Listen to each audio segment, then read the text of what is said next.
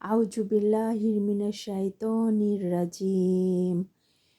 ইয়া আইয়ুহাল্লাযিনা আমানু ইন্না কাসীরাম মিনাল আহবারি ওয়ার রুহবানি লা ইয়াকুলুনা আমওয়ালান নাসি বিল বাতিলি ওয়া ইয়াসুদুনা আন সাবিলিল্লাহ ওয়াল্লাযিনা ইয়াকনিজুনা যাহাবা ওয়াল ফিদ্দাতা ওয়ালা ইউনফিকুনাহা ফি সাবিলিল্লাহি ফাবাশশিরহুম বিআযাবিন আলীম।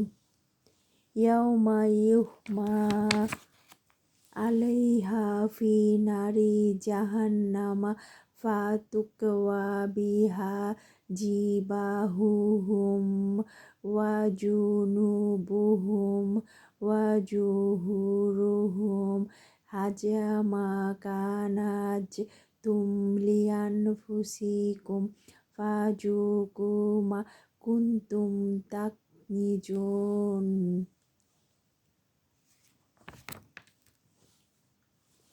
হে বিশ্বাসীগণ, পণ্ডিত এবং সংসার বিরাগীদের মধ্যে অনেকের লোকের ধন সম্পদ অন্যায়ভাবে ভোগ করে থাকে এবং লোককে আল্লাহর পথ হতে নিবৃত্ত করে।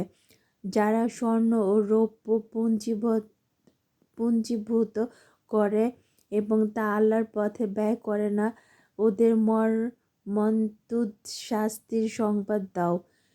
যেদিন জাহান্নামের অগ্নিতে তা উত্তপ্ত করা হবে এবং তা দিয়ে তাদের ললাট, পার্শ্ব ও পৃষ্ঠ দেশে চিহ্নিত দেয়া হবে।